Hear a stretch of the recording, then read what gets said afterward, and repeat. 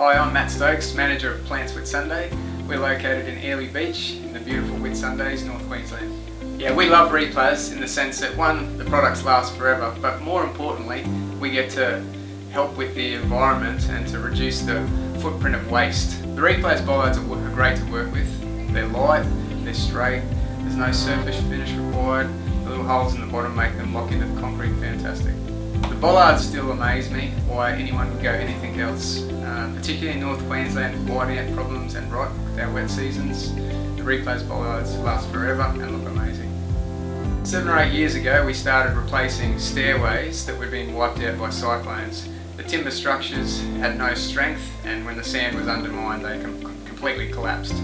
Hence came in the recycled plastic, fiberglass technology, and these stairways have been through a number of cyclones, and it's testament that none of them have been washed away or damaged.